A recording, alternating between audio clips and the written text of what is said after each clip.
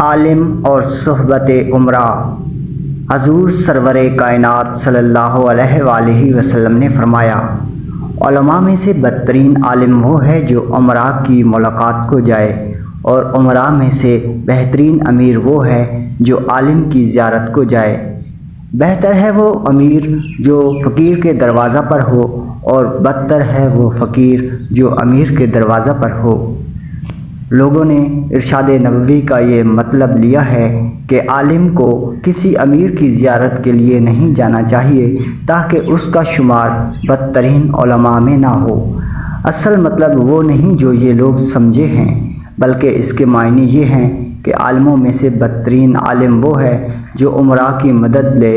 جس کی بہتری اور استحکام عمرہ کے توسط سے ہو، اور جو ان کے ڈر سے اچھے کام کرے۔ در حقیقت ایسا آدمی پہلے اس نیت سے علم حاصل کرتا ہے کہ عمرہ اسے صلہ دیں گے، اس کی عزت کریں اور اسے منصب عطا کریں، پس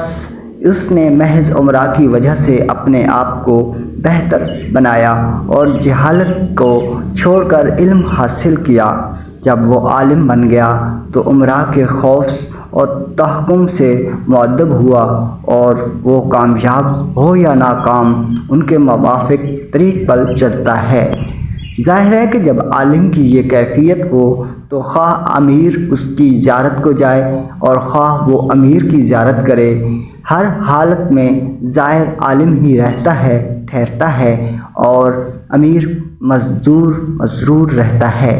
اس کے مقابلہ میں اگر عالم نے عمرہ کی وجہ سے علم حاصل نہیں کیا بلکہ اول سے آخر تک اس نے تحصیل علم خدا کی خاطر کی، اور اس کا طریقہ کار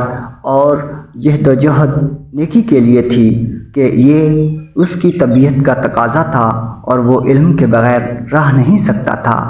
جس طرح مچھلی پانی کے بغیر زندہ نہیں رہ سکتی، تو ایسے عالم کی رہنمائی اور تعدیب عقل کرتی ہے، بلکہ اس کے زمانہ میں ساری دنیا اس کی ہیبت سے ادب کرتی ہے اور اس کے سایہ اور پرتو تک سے مدد چاہتی ہے،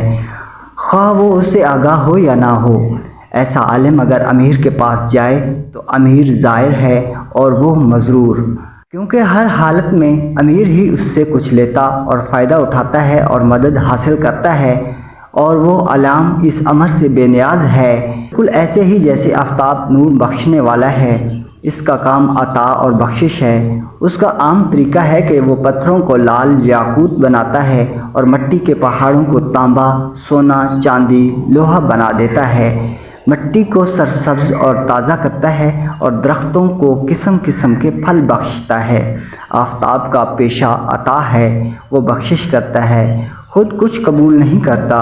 چنانچہ ایک عربی ضرب المثل ہے،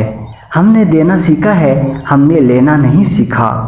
مولانا عبد الماجد والے نسخہ میں اس سے آگے یوں ہے، خدا تعالیٰ نے فرمایا، اپنے علم، طاقت اور اختیارات پر تکیہ نہ کرو، مجھے ہی عالم، قوی اور قادر سمجھو، تاکہ تمہیں غیر سے مدد مانگنے اور امیروں اور بادشاہوں کے سامنے التجا کرنے سے بچاؤں۔ کہو ہم تیری ہی عبادت کرتے ہیں اور تجھ ہی سے مدد چاہتے ہیں۔ ایک آیت کی تفسیر۔ میری طبیعت چاہتی ہے کہ میں اس آیت کی تفسیر کروں، اگرچہ یہ میری اس گفتگو کے مناسب حال نہیں، پھر بھی میری طبیعت کا یہ اقتضا ہے تو میں تفسیر کر ہی دیتا ہوں۔ خدا تعالیٰ فرماتا ہے، اے پیغمبر صلی اللہ علیہ وآلہ وسلم، ان قیدیوں سے جو تم مسلمانوں کے قبضے میں ہیں یہ کہہ دو کہ اگر خدا تمہارے دلوں میں نیکی دیکھے گا تو جو کچھ تم سے چھینا گیا ہے اس سے بہتر تمہیں عطا کرے گا اور تمہیں بخشے گا، اور اللہ بخشنے والا مہربان ہے۔ اس آیت کی شان نزول یہ ہے کہ حضور سرور کائنات صلی اللہ علیہ وآلہ وسلم نے کافروں کو شکست فاش دی تھی۔ ان میں سے کچھ قتل ہو گئے تھے اور ان میں سے بہت سے کافر دست و پاد بستہ کر کے قیدی بنا لیے تھے، اور ان اسیروں میں حضور صلی اللہ علیہ وآلہ وسلم کے ایک چچا عباس رضی اللہ تعالیٰ عنہ تھے۔ یہ لوگ قید و بند اور عجز و مذلت میں ساری رات گری و زاری کرتے رہے۔ ان کی ہر امید منقطع ہو چکی تھی اور وہ قتل کیے جانے کے انتظار میں تھے۔ حضور سرور کائنات صلی اللہ علیہ وآلہ وسلم نے انہیں دیکھا اور ہنس دیے۔ کافر بولے، دیکھا اس میں بشریت ہے، یہ جو دعویٰ کرتا تھا مجھ میں بشریت نہیں ہے سچ نہ تھا، اس لیے ہماری طرف آنکھ اٹھا کر دیکھا ہے اور ہمیں توق و زنجیر میں جکڑے ہوئے اپنے قیدی پایا ہے تو بہت خوش ہوا ہے۔ بالکل ایسے ہی جیسے اہل نفس لوگ دشمن پر فتح پا کر اسے پنجہ قہر میں دیکھتے ہیں تو بہت شادماں ہوتے ہیں اور خوشی سے پھولے نہیں سماتے۔ حضور سرور کائنات صلی اللہ علیہ وآلہ وسلم نے ان کے دل کی بات سمجھ لی اور فرمایا، نہیں، میں ہرگز اس وجہ سے نہیں ہنسا کہ دشمنوں کو اپنے زیر دست دیکھ رہا ہوں یا یہ کہ تم گھاٹے میں ہو اس لیے خوش ہوا ہوں، بلکہ مجھے اس بات پر ہنسی آئی ہے کہ پشم میں باطن دیکھ رہا ہوں کہ ایک قوم کو غلاظت کی جگہ دوزخ اور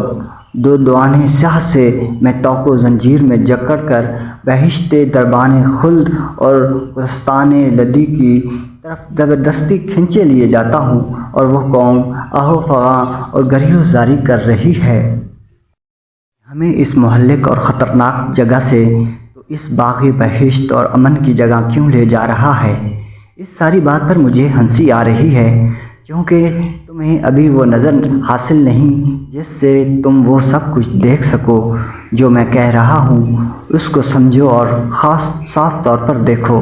اس لیے خدا تعالیٰ نے فرمایا ہے، اسیروں سے کہہ دے کہ پہلے تم نے لشکر جمع کیے، بہت شوکت دکھائی، اپنی جواں مردی، پہلوانی اور شان و وسطوت پر پوری خود اعتمادی ظاہر کی، اور تم نے اپنے آپ سے کہا ہم یہ کر دیں گے، ہم وہ کر دیں گے، ہم مسلمانوں کی طاقت کو توڑ کر رکھ دیں گے، ان پر قہر نازل کریں گے۔ تم نے اپنے آپ سے کسی کو قوی تر نہ سمجھا اور نہ اپنے آپ سے کسی کو زیادہ زبردست اور سخت گیر تسلیم کیا، لیکن تم نے جو بھی منصوبہ باندھا کہ اس سے یوں ہو جائے گا اور یوں ہو جائے گا، نتیجہ اس کے برعکس ہی نکلا۔ اب تم پر خوف طاری ہے، پھر بھی تم نے اپنی اس حرکت سے توبہ نہیں کی، تم مایوس ہو چکے ہو اور تمہیں اپنے آپ پر قدرت حاصل نہیں رہی، تو اب چاہیے کہ تم اپنی قوت و شوکت کی حالت میں دیکھو اور اپنے آپ کو میرے مقہور سمجھو تاکہ تمہارے کام آسان ہوں، اور خوف کی حالت میں تم میری طرف سے اپنی امید منقطع نہ کرو، کیونکہ میں قادر ہوں کہ تمہیں اس خوف سے رہائی بخشوں اور امان دوں۔ جو ہستی سفید گائے سے سیاہ گائے برآمد کرتی ہے وہ یہ بھی کر سکتی ہے کہ سیاہ گائے سے سفید گائے برآمد کرے۔ تو داخل کرتا ہے رات کو دن میں اور دن کو رات میں، اور تو نکالتا ہے زندہ کو مردہ سے اور مردہ کو زندہ سے۔ اب کہ تم اسیری کی اس حالت میں ہو، میرے حضور سے امید منقطع نہ کرو تاکہ میں تمہاری دستگیری کروں۔ خدا کی رحمت سے تو کافروں کے سوا اور کوئی مایوس نہیں ہوتا۔ اب اللہ تعالیٰ فرماتا ہے کہ اے اسیرو، اگر تم اپنے پہلے مذہب سے پھر جاؤ اور خوف کی حالت میں میری طرف دیکھو اور ہر حالت میں اپنے آپ کو مقہور سمجھو تو میں تمہیں اس خوف سے نجات دوں گا، اور تمہارا ہر وہ مال جو لٹ گیا ہے اور ضائع ہو چکا ہے وہ سب کا سب تمہیں دوں گا، بلکہ اس سے دوگنا اور اس سے بہتر دوں گا، اور اس کے ساتھ ہی تمہیں بخشا ہوا سمجھوں گا اور آخرت کی دولت کے ساتھ ملا دوں گا۔ عباس رضی اللہ تعالیٰ عنہ نے کہا، میں نے توبہ کی اور میں جو کچھ تھا اس سے باز آیا۔ حضور سرور کائنات صلی اللہ علیہ وآلہ وسلم نے فرمایا کہ جو تو یہ دعویٰ کرتا ہے اس کے جواز میں اللہ تعالیٰ ثبوت طلب کرتا ہے۔ ترجمہ شعر: عشق کا دعویٰ آسان ہے لیکن اسے ثابت کرنے کے لیے دلیل و برہان چاہیے۔ عباس رضی اللہ تعالیٰ عنہ نے جواب دیا، بسم اللہ، فرمائیے آپ کو کیا ثبوت مطلوب ہے؟ حضور صلی اللہ علیہ وآلہ وسلم نے فرمایا، تیرے وہ اموال جو بچ رہے ہیں لشکر اسلام کے لیے ان کا اثار کر تاکہ لشکر اسلام طاقت حاصل کرے۔ اگر تو سچے دل سے مسلمان ہوا ہے اور اسلام اور مسلمانوں کی بھلائی چاہتا ہے تو یہ کر۔ عباس رضی اللہ تعالیٰ عنہ نے کہا، یا رسول اللہ صلی اللہ علیہ وآلہ وسلم، میرے پاس باقی کیا رہ گیا ہے؟ سب کچھ ہی تو لٹ گیا، پرانی چٹائی تک بھی تو انہوں نے باقی نہیں چھوڑی۔ حضور سرور کائنات صلی اللہ علیہ وآلہ وسلم نے فرمایا، دیکھا تو ابھی درست نہیں ہوا، اور تو جو کچھ تھا اس سے سر و منہ نہیں پھرا۔ میں تجھے بتاؤں کہ تیرے پاس کتنا مال ہے، اور تو نے اسے کہاں چھپا رکھا ہے، اور کس کے سپرد وہ مال تو نے کیا ہے، اور کس مکان میں تو نے اسے دفن کیا ہے؟ عباس رضی اللہ تعالیٰ عنہ نے جواب دیا، ہاشا کہ مال نہیں ہے۔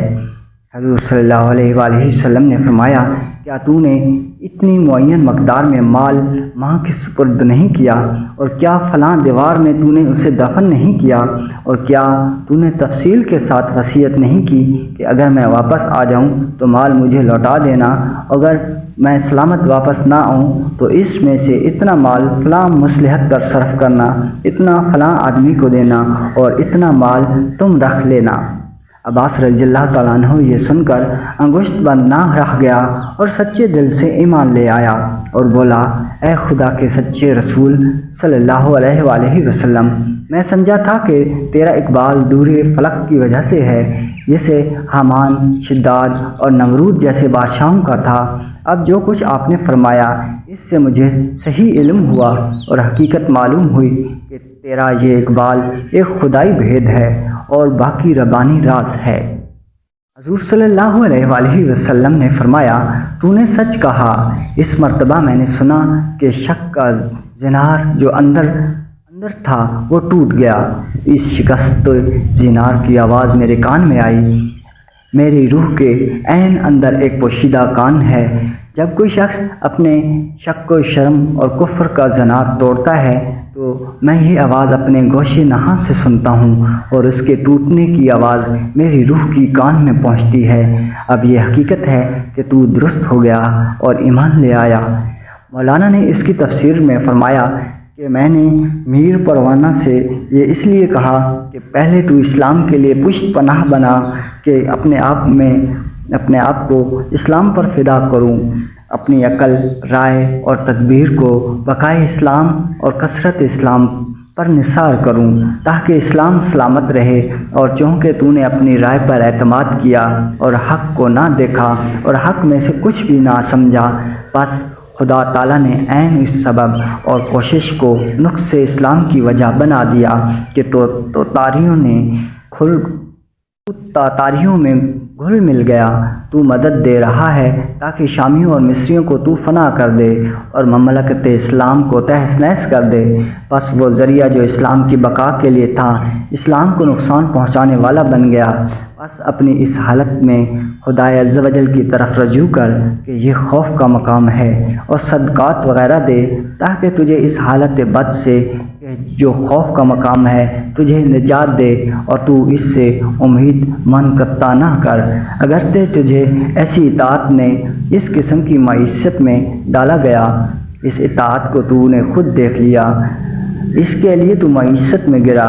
اب اس معیشت میں بھی امید کا ہاتھ سے نہ دے، اور لہائی و زاری کر، وہ قادر ہے، اس نے اس اطاعت سے معیشت پیدا کر دی، اس معیشت سے وہ طاقت پیدا کر دے، اور تجھے اس سے پیشمانی بخشے، اور ایسے سامان پیدا کر دے کہ تو ایک دفعہ پھر کثرت اسلام کے لیے کوشاں ہو، اور تو اسلام کی قوت بن جائے۔ مایوس نہ ہو کہ خدا کی رحمت سے تو کافروں کے سوا اور کوئی مایوس نہیں ہوتا۔ میری غرض یہ تھی کہ وہ اسے سمجھے اور اس حالت میں صدقات دے، الہاؤ جاری کرے کہ وہ بڑی بلندی سے پستی میں گر چکا ہے۔ اس حالت میں امیدوار کو تو اللہ تعالیٰ خوب تدبیر کرنے والا ہے، وہ کئی اچھی صورتیں دکھاتا ہے جن کے پیٹ میں بد صورتیں ہوتی ہیں، تاکہ آدمی مغرور نہ ہو جائے کہ میری رائے اور میرا کام ہی اچھی صورتیں پیدا کرتا ہے، اگرچہ جو کچھ رونما ہوا ویسا ہی تھا کہ خدا کے رسول حضور سرور کائنات صلی اللہ علیہ وآلہ وسلم نے اتنی تیز نظر کے باوجود، جو خود منور تھی اور دوسروں کو منور کرنے والی تھی، یہ فریاد نہ کی کہ اے خدا مجھے سب چیزیں ایسی حالت میں دکھا جس حالت میں وہ در حقیقت ہیں۔ تو ایک خوبصورت چیز دکھاتا ہے،